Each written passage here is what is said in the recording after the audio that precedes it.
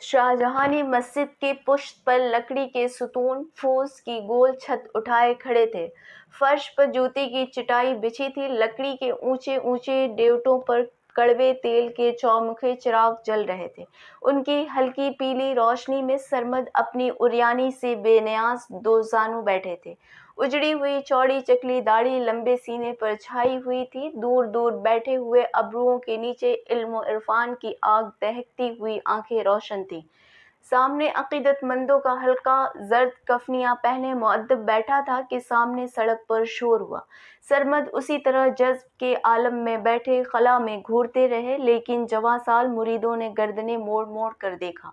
दारा शिको हाथी से उतर चुका था और चौबदारों और खास बरदारों की जलों में छोटे छोटे पुर एहतराम कदम रखता आ रहा था। दाखिल होने से पहले उसने झुककर सलाम किया। मुरीदों के हल्के ने टूटकर उसके लिए जगह बनाई। वो सीने तक सर झुकाए आगे बढ़ा और दस्त बोसी के लिए अपने दोनों हाथ बढ़ा दिए। सरमद ने जानू से एक हाथ उठाकर उसे दे दिया। दारा ने बोसा दिया और आंखों से लगाया और घुटने तोड़कर मुरीदों के हल्के में बैठ गया। एक चौबदार ने अशरफियों से भरा हुआ थाल दारा को पेश किया। दारा ने खड़े होकर वो थाल सरमद के सामने रख दिया। सरमद ने उचटती हुई निगाह डाली और खादिम को इशारा करके जल्दी जल्दी कहा, बांटो बांटो, अभी बांटो, गरीबों में बांटो। खादिम वो थाल लेकर बाहर निकला और इधर उधर से सिमट आने वाले फकीर अशरफियां लूटने लगे। पूरी महफिल देर तक सुकूत के आलम में बैठी रही। फिर दारा उठ खड़ा हुआ, सीने पर हाथ बांधे और अर्ज किया, मेरे लिए दुआ फरमाइए। सरमद उसी तरह साकित बैठे रहे। दारा खड़ा रहा। फिर सरमद ने उसे देखा किया और धीमी आवाज में फरमाया, बादशाह फकीरों की दुआओं से बेनियाज होते हैं। मुरीदों के अब्रू उचक कर पेशानियों तक चले गए, आंखें कानों तक फैल गईं। दारा का हाथी अभी लाहौरी दरवाजे से दूर था, लेकिन वो चौक जिसके तूलो अर्ज में 14वीं के चांद का सफर कैद कर लिया गया था, दारा शिको की शहनशाही की बशारत से गूंजने लगा। फतेहपुरी मस्जिद के दाहिने हाथ पर लबे सड़क संग सुर्ख की डेवड़ी के चौड़े चकले सफेद ऊंटों पर दरबान ऊँग रहे थे। दो शाखों की रोशनी में उनके हथियार सो रहे थे। तांबे की बदकलई लांबे लांबे गिलासों से भंग की बू उठ रही थी। खुरदुरे सुर्ख फर्श पर पड़े हुए मिठाई के दोने को एक कुत्ता सूंघ रहा था। डेवड़ी के अंदरूनी हिस्से में मर्दंक रोशन थे। खुरदुरे भूरे सहन के पार ऊंचे चबूतरे की सीढ़ियों के पास मसल्ला ख्वाजा सिराओं का झुरमुट खड़ा था। दोहरे दालान के अगले दर्जे की मेहराबों में हल्के रेशमी पर्दों से अंदर की तेज रोशनियां छन छन कर आ रही थीं। अंदरूनी दर्जे में पर्दों के पीछे सुर्ख गोल कालीन पर भारी झाड़ के ठीक नीचे तन्नाज मुजरा कर रही थी। उसके सामने दालान के दाहिनी बाजू पर नीचे नीचे पांच दरों का ऊंचा दालान था, जिसके भड़कीले पर्दे बंधे थे। बीच के दर में औरंगजेब का दरबारी वकील नवाब ईसा बेग मसनद से लगा बैठा था। उसके सफेद अतलसी जामे पर तलाई कमर पटके में जड़ाऊ खंजर लगा था।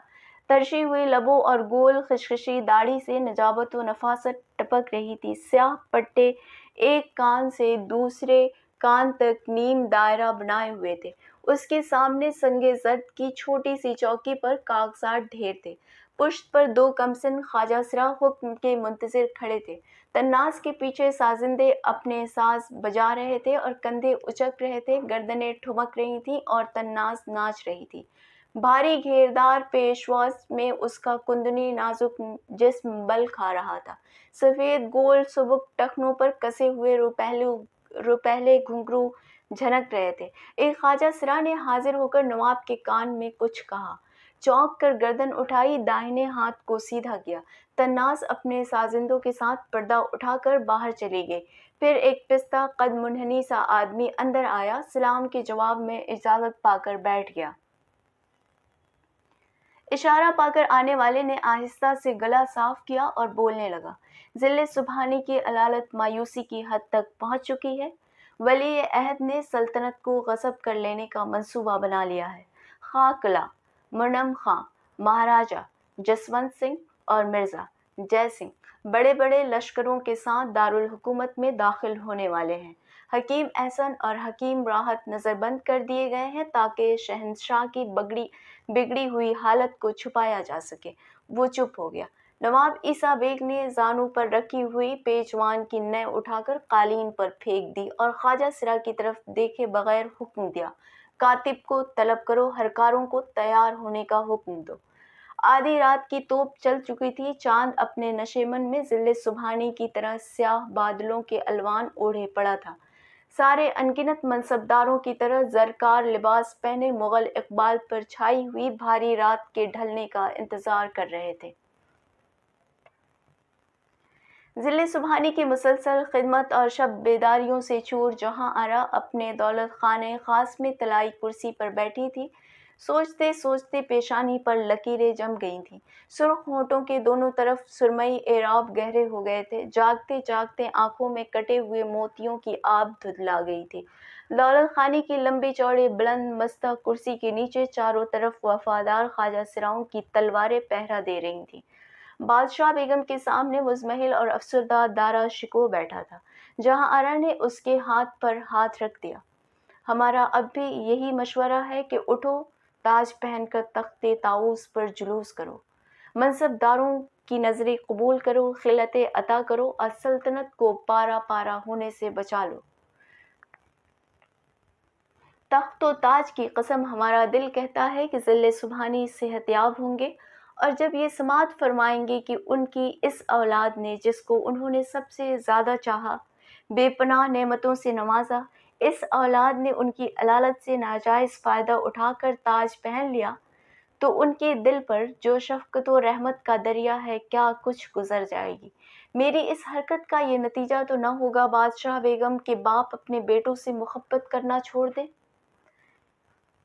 ہم تم کو یقین دلاتے ہیں کہ جب ذل سبحانی انشاءاللہ صحت یاب ہوں گے اور جشن مہتاب برپا ہوگا تو ہم ان کے حضور میں سیاست کے اسرار و رموز پیش کریں گے اور تمہارے لیے معافی نامہ ہی نہیں مزید شفقت و محبت مانگ لیں گے۔ لیکن بادشاہ بیگم، 44 برس کی اس طویل زندگی میں ایسا نہیں ہوا کہ جہاں آرا نے ذل سبحانی سے کچھ مانگا ہو اور عطا نہ ہوا ہو۔ ہمارے تقرب شاہی اور شہنشاہ کی رحمت بے پایا پر بھروسہ کرو، تلوار پر گرفت مضبوط کرو اور وقت کے حکم کی تعمیل کرو۔ دارا شکوہ تخت طاؤس کی حفاظت کے لیے اپنی جان دے سکتا ہے، لیکن ذل سبحانی کی زندگی میں اس کی حرمت کو اپنے قدموں سے برباد نہیں کر سکتا۔ اس کا انجام جانتے ہو دارا؟ اس کا انجام یہ ہوگا کہ اس عظیم الشان سلطنت کے امیر و وزیر جو تخت و تاج کی غلامی کو عبادت جانتے ہیں، تخت و تاج کے اوجھل ہوتے ہی اس مقدس اور زرعی طوق کو گردن سے اتار کر رکھ دیں گے اور شہزادہ سوم کے دام میں گرفتار ہو جائیں گے، اور خدا نخواستہ خاکم بدہن مغل تاریخ دوسرے اکبر اعظم سے محروم ہو جائے گی۔ یہ سچ ہے کہ ہم نے ایک عورت کا دماغ پایا ہے، لیکن اس دماغ کی تربیت ہندوستان ہی کے نہیں، دنیا کے 3 عظیم المرتبت شہنشاہوں نے کی ہے۔ ہماری سیاسی بصیرت جو کچھ ہونے والا ہے اس کو اس طرح دیکھ رہی ہے جس طرح ان جھاڑوں کی روشنی میں تم ہم کو دیکھ رہے ہو۔ ہم اسی بارے خاص میں آپ کا مشورہ چاہتے ہیں۔ تو سنو، مراد بھولا ہے، اس لیے اندیشہ ہے کہ اورنگزیب کا شکار ہو جائے۔ شجاع، عیاش اور جاہ طلب ہے، اس لیے امکان ہے کہ مفسدوں کی کارستانی اور نشے کی طرح کام کر جائے، اور خود اورنگزیب اس دکن کا تقریباً فرما روا ہے جو کئی سلطنتوں پر مشتمل ہے، اور اس کی رکاب میں وہ آزمودہ کار لشکر اور بھاری توپ خانہ ہے جو تمام دکن کی گوشمالی کے لیے روانہ کیا گیا تھا۔ یعنی اورنگزیب کا زہریلا دانت وہ شاہی لشکر ہے جو واپس بلایا جا سکتا ہے اور اس کو بے ضرر بنایا جا سکتا ہے۔ ہاں، لیکن وہ اس زہریلے دانت کے لیے اپنی جان تک کی بازی لگا دے گا۔ رہا دارالخلافہ، تو خدا کرے میرا خیال باطل ہو، لیکن میرا خیال ہے کہ ولایتی امیروں پر تم سے زیادہ اورنگزیب کا اثر ہے۔ راجپوتوں پر تم حاوی ہو، بڑی تعداد ایسے امیروں کی ہے جو ترازو کے جس پلڑے کو جھکتا پائیں گے اسی پر بیٹھ جائیں گے۔ تاہم اگر تم تاج پہن لو تو امیروں کی بڑی تعداد ولی عہد سلطنت اور مہین پر خلافت کے رکاب میں تلوار چلانے کو سیاسی عبادت خیال کرے گی۔ دیر تک سکوت رہا، پھر دارا نے پہلو بدلا۔ بادشاہ بیگم کھڑی ہو گئیں۔ دارا کورنش کے لیے جھکا تو دعا دی، خدا تمہیں اورنگزیب کے فساد سے محفوظ رکھے۔ دارا اپنے محل میں داخل ہوا تو خواجہ سرا فہیم نے عرض کیا، امرا دست بوسی کو حاضر ہیں۔ وہ انہی قدموں دیوان خانے حکومت پہنچا۔ امیر الامراء نواب خلیل اللہ خاں قلعہ معظم خاں مہاراجہ مرزا جے سنگھ نے کورنش ادا کی۔ وہ تخت پر دو زانو بیٹھ گیا۔ مہاراجہ دائیں ہاتھ پر امیر الامراء اور خاں قلعہ بائیں ہاتھ پر مؤدب بیٹھ گئے۔ معتبر خواجہ سرا اپنی اپنی جگہوں پر دست بستہ کھڑے تھے۔ دارا کے ہاتھ کی جنبش پر خواجہ سرا فہیم تخت کے سامنے رکوع میں کھڑا ہو گیا۔ قرآن پاک اور گنگا جلی۔ حاضرین نے ایک دوسرے کو گوشۂ چشم سے دیکھا۔ ایک خواجہ سرا نے چاندی کی چوکی تخت کے پہلو میں لگا دی۔ فہیم نے قرآن پاک کے پاس گنگا جل کی سنہری چھاگل رکھ دی۔ دارا نے ہاتھ کا اشارہ کیا۔ خواجہ سرا باہر چلے گئے۔ دارا نے ایک ایک چہرے کو غور سے دیکھا، دھیمی اور اٹل آواز میں بولا، سلطنت کو اگر ایوان مان لیا جائے تو امراء اس کے ستون ہوتے ہیں۔ خیر خواہ امیروں سے حکومت کے راز چھپانا آئین سیاست کے خلاف سمجھا گیا ہے، اس لیے وقت خاص میں آپ کو طلب کیا گیا ہے۔ جہاں فنا کی علالت خطرناک صورت اختیار کر چکی ہے، مصلحت کا تقاضا ہے کہ رعایا سے اس خبر کو محفوظ رکھا جائے، اس لیے محفوظ رکھی گئی۔ لیکن چپے چپے پر اورنگزیب کے جاسوس لگے ہوئے ہیں، اس لیے ہم نے مناسب خیال فرمایا کہ قبل اس کے کہ کوئی فتنہ سر اٹھائے، اس کے سد باب کا انتظام کر دیا جائے۔ دنیا جانتی ہے کہ ذل سبحانی نے ہم کو ولی عہد مقرر فرمایا، اجازات و مناصب میں دوسرے بھائیوں پر فضیلت عطا کی، اس لیے ہم پر یہ قانونی فرض عائد ہوتا ہے کہ جب تک ذل اللہ صحت یاب نہیں ہوتے، ہم امور جہاں بانی کو اپنے ہاتھوں میں لے لیں، اور جب خدا شہنشاہ کو تخت طاؤس پر بیٹھنا نصیب کرے تو ہم یہ امانت ان کے مبارک قدموں میں رکھ دیں۔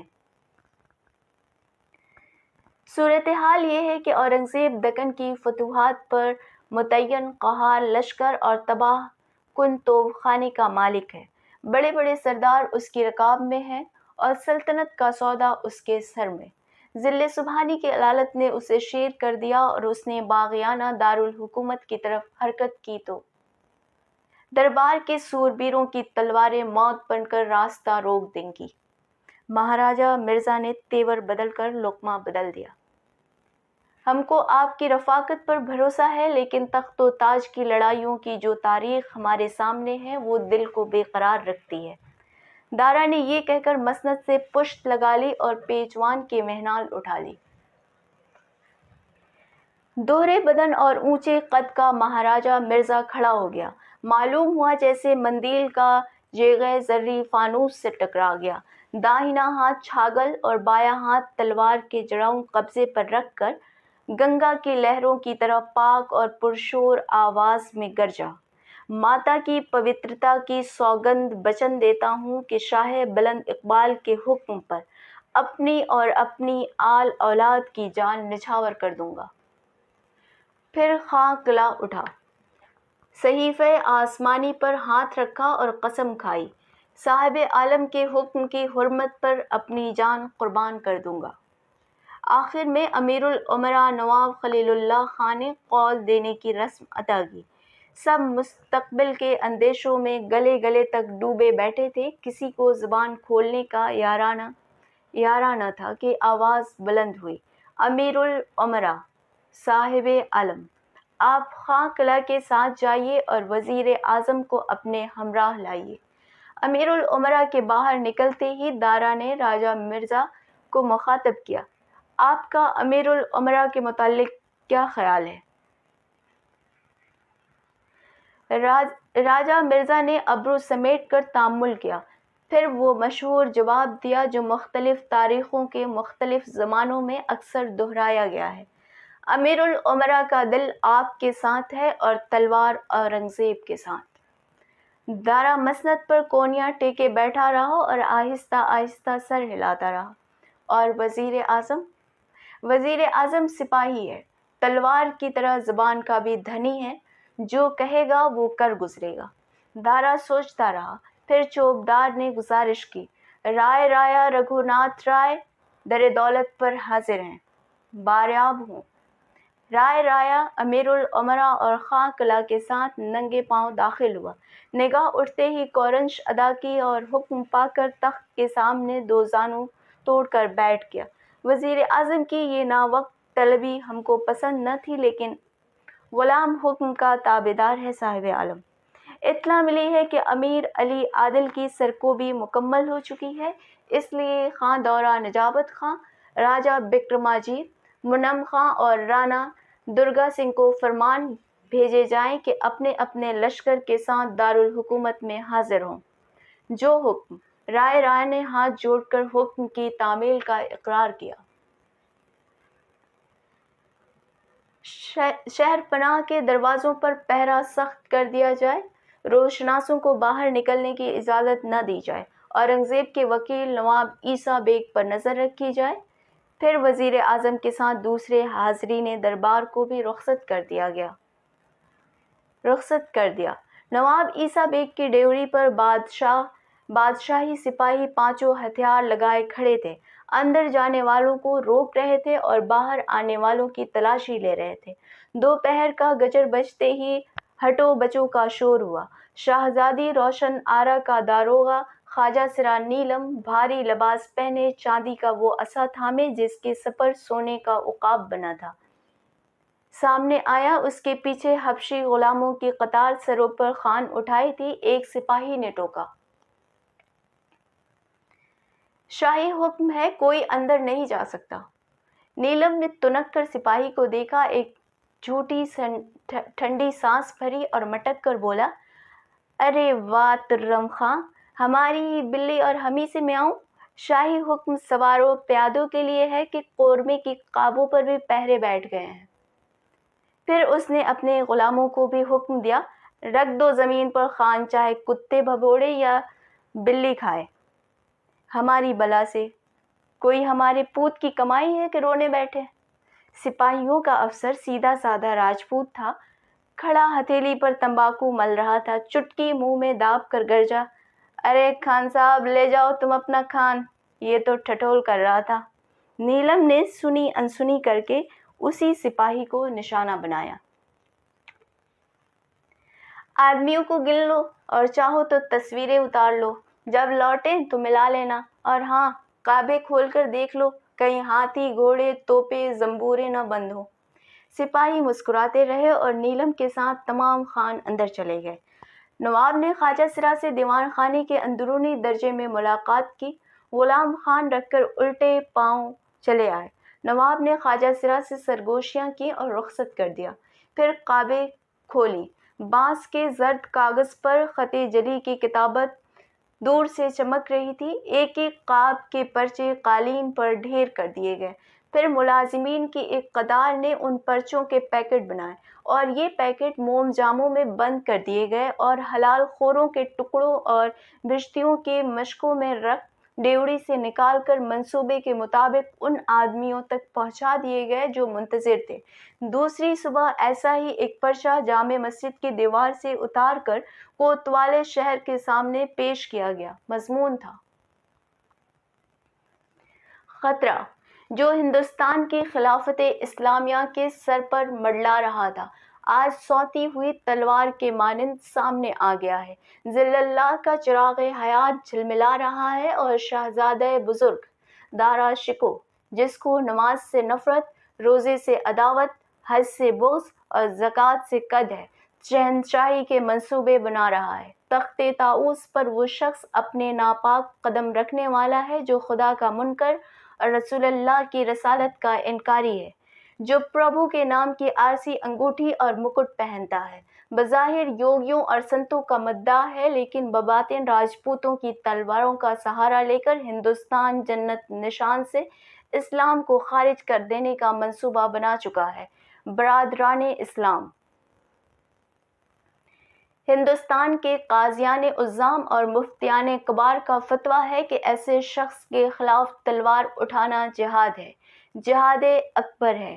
آج تمہاری عبادت تہجد کی نمازوں اور نفل کے روزوں میں نہیں، گھوڑوں کی رکابوں اور تلواروں کے قبضوں میں محفوظ ہے۔ شیروں کی طرح اٹھو اور کفر پر اس کا دروغ ثابت کر دو۔ کاغذ کے اس پرچے نے اپنے عہد کی سب سے بڑی سلطنت کا دل ہلا دیا۔ خانقاہ سے دربار اور دربار سے بازار تک ایک ایک چپے نے اس زلزلے کا جھٹکا محسوس کیا۔ خواجہ سرا عنبر نے جب یہ پرچہ بادشاہ بیگم جہاں آرا کے حضور سے گزارا تو وہ سر سے پاؤں تک کانپ گئیں۔ اتنی بار پڑھا کہ عبارت حفظ ہو گئی۔ اسی وقت شاہ بلند اقبال دارا کو یاد کیا، دارا جو اکبر اعظم کی بنائی ہوئی عمارت میں چاند سورج ٹانکنا چاہتا تھا، اس حملے کے لیے تیار نہ تھا۔ انتہائی غیظ و غضب کے عالم میں بیٹھا ہوا سوچ رہا تھا، لیکن کچھ سمجھ میں نہ آ رہا تھا۔ بادشاہ بیگم کا پیام سنتے ہی اٹھ کھڑا ہوا۔ بادشاہ بیگم نے بھائی پر نگاہ کی۔ وہ رات کے ملے دلے کپڑوں پر نیم آستین پٹکا اور مندیل پہن کر چلا آیا تھا۔ چہرے پر فکر کا منحوس سایہ کانپ رہا تھا۔ بادشاہ بیگم ولیوں کی سی پاک، مضبوط اور تسکین آفرین آواز میں مخاطب ہوئی۔ جائز بادشاہ کو تخت پر بیٹھنے سے روکنا آسان ہے، لیکن ناجائز بادشاہ کے نیچے سے تخت گھسیٹ لینا مشکل ہے۔ دارا نے چونک کر بادشاہ بیگم کو دیکھا۔ وہ اسی طرح دارا کی نگاہوں سے بے نیاز بولتی رہیں۔ عزیز جان، ہمارے ایک قیمتی مشورے کی قدر نہ کی، لیکن ہماری خاطر میں ملال نہیں، اس لیے کہ عزیز جان نے باپ کی محبت پر بہن کی بصیرت کو قربان کر دیا۔ دارا شکوہ بابا: جی، آج کون دن ہے؟ جمعہ۔ مبارک ہو۔ دارا شکوہ بابا کو مبارک ہو، سلطنت مبارک ہو۔ بادشاہ بیگم نے اپنے دونوں ہاتھ دارا کے شانوں پر رکھ دیے۔ ہماری پریشان خیالی کچھ سمجھنے سے قاصر ہے۔ اٹھو، غسل کرو، خلعت فاخرہ زیب تن کر کے ابوالمظفر شہاب الدین محمد شاہ جہاں کی سواری خاص پر سوار ہو کر جامع مسجد میں ورود فرماؤ۔ صاحب قرآن ثانی کی صحت کی دعا مانگ کر رعایا کو خطاب کرو اور شہزادہ سوم کے خطرناک منصوبوں کو خاک میں ملا دو۔ دارا اسی طرح بادشاہ بیگم کو گھورتا رہا۔ کوتوال شہر کو حکم دو کہ سازش کی تحقیقات کرے، مجرموں کو عبرتناک سزائیں دی جائیں، منادی کرا دی جائے کہ جس شخص کے پاس سے یہ چیتھڑا برآمد ہوگا اسے سولی پر لٹکا دیا جائے گا، جس زبان سے یہ الفاظ ادا ہوں گے اسے تراش لیا جائے گا۔ سلطنت شراب کا شیشہ نہیں ہوتی جسے چند فسادی ویران مسجد کے صحن سے پتھر چن کر چکناچور کر ڈالیں۔ ذل سبحانی کی علالت کے زمانے میں پہلی بار غسل خانے کے داروغہ نے اس خاص